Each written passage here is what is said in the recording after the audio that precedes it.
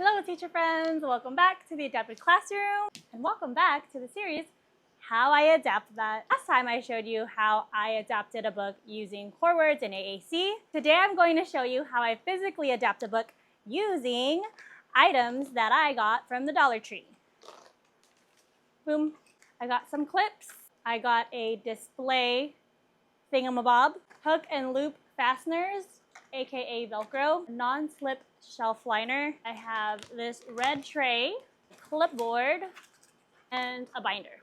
The exception is I got these wiki sticks from Lakeshore, but they were only 79 cents each, cheaper than the Dollar Tree. The book I'm going to adapt today is The Rainbow Fish display frame, and I use it to keep the book at a slant for students who need it in a more upright position. It's a great way for them to have it on their desk, and then they can also turn the pages as needed.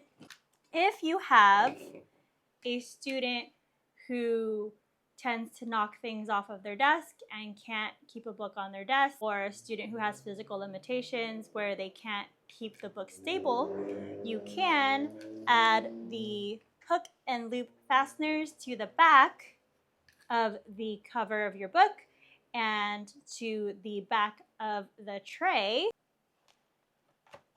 Voila! Now the book can't be pushed off of their desk. It's secure onto this tray, and you can hold the tray and turn the page, or they can hold the tray and turn the page, whichever way makes it easier for them to access the book. 3 of the items that I purchased, the clipboard, the felt, and the clips, I would use as a felt board for the stories. So if we go back to the story I reviewed yesterday, I would take my picture supports from the story and put them on the felt board.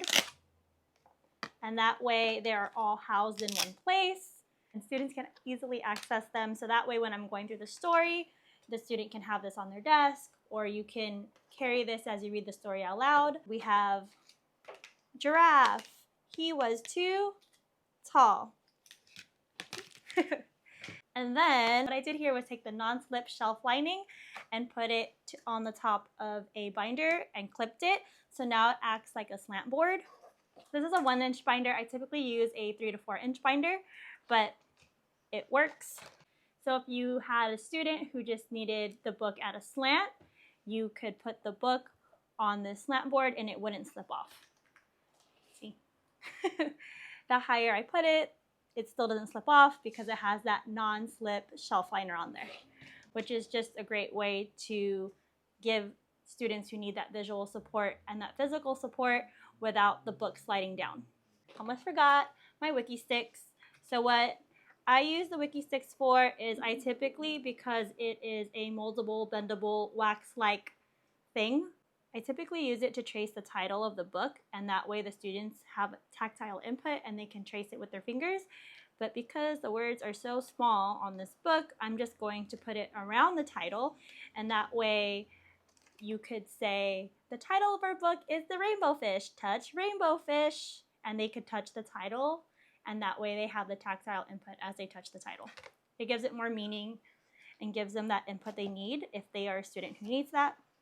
Also, what I like to do is take a picture of parts of the book and cut it out, laminate it, and that way it makes it more interactive. So this is a part of the book where the rainbow fish gives his scale away to his friends. So you could have the rainbow fish give the scale to friends and then ask your friends to put on. And so now the book is more interactive. That's it for my tips for today.